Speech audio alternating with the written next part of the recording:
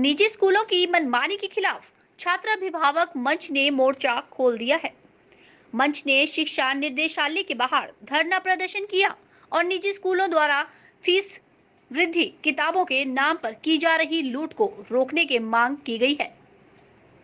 साथ ही मंच ने शिक्षा निर्देशक को ज्ञापन भी सौंपा और निजी स्कूलों पर लगाम लगाने और जो अभिभावकों से अतिरिक्त फीस मांगी जा रही है उसे वापस लिया जाने की मांग की।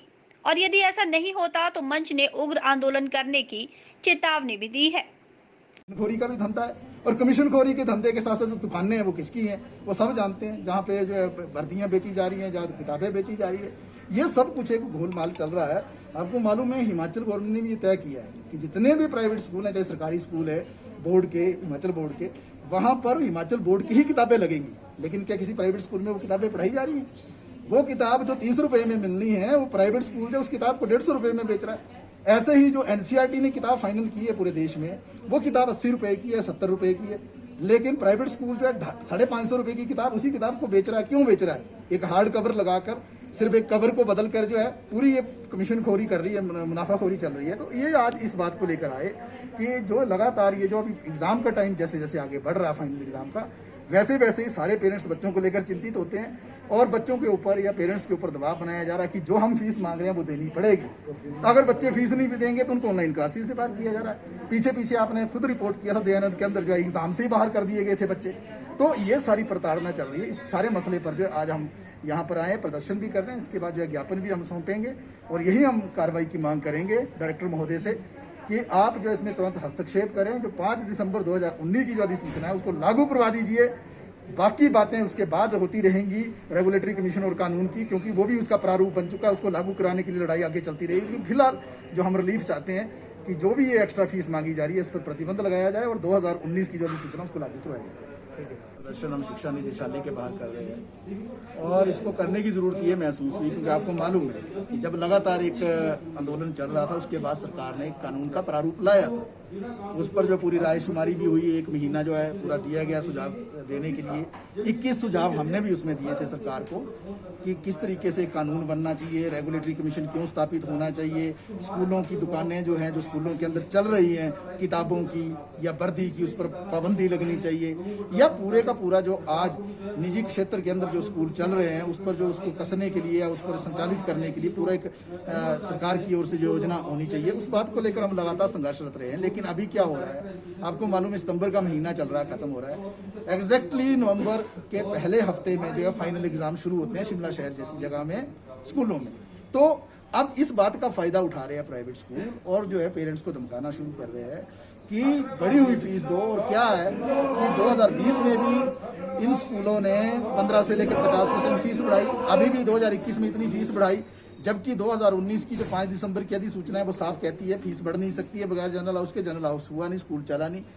किस बात के ट्रांसपोर्ट चार्जेस जो है ये स्कूल मांग रहे हैं जब बस में बच्चा बैठा नहीं है, कंप्यूटर रूम में बच्चा गया नहीं, कंप्यूटर चार्जेस की बात हो रही है, स्कूल चला नहीं, स्मार्ट क्लासरूम की बात, चार्जेस की बात हो रही है, या कोई भी वियर एंड टीयर नहीं हुआ स्कूल के अंदर, जो है कोई तोड़ फोड़ नहीं हुई स्कूल के अंदर, जो है कोई बाथरूम के अंदर बच्चा नहीं गया। तो किस तरीके की जो ये सारी बातें की जा रही हैं कि ये सारे खर्चे चलाने के लिए, बिजली पानी का खर्चा चलाने के लिए, रेनोवेशन का खर्चा करने के लिए, ये सारी बेबुनियाद बातें हैं। मकसद यही है निजी स्कूलों का कि कैसे जो है लूट करनी है पेरेंट्स की, कैसे ज़्यादा से ज़्यादा मुनाफाखोरी करनी है। और बड़ी बात यह है कि जिस वक्त में स्कूल एक दिन भी नहीं लगा, बिजली के खर्चे कम हो गए, पानी का खर्चा कम हो गया, दूसरे सारे खर्चे कम हो गए, फीस उल्टी बढ़ गई 15 से लेकर 50%। इस पर सरकार कहाँ है?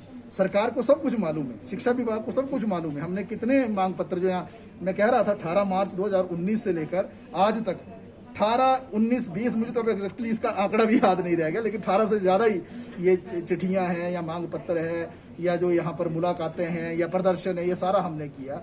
लेकिन इसके बावजूद भी सरकार जो है कोई कदम नहीं उठा रही है। प्रारूप बना कानून का, आपने सुझाव भी लिए, लेकिन अब कहाँ चला गया वो कानून रद्दी की टोकरी में?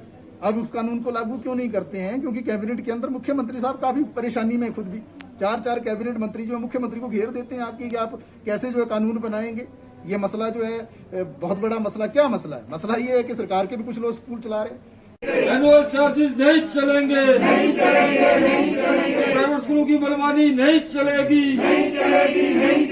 प्राइवेट स्कूलों की मनमानी नहीं। अभिभावकों की एकता जिंदाबाद,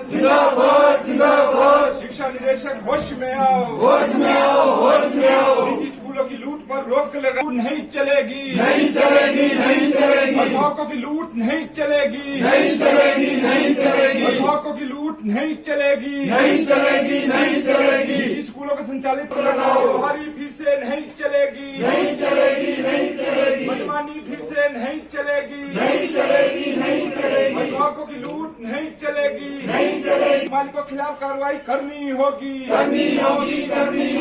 स्कूल मालिकों के खिलाफ कार्रवाई करनी होगी, स्कूल मालिकों के खिलाफ कार्रवाई करनी होगी, नहीं चलेगी, अभिभावकों की एकता जिंदाबाद।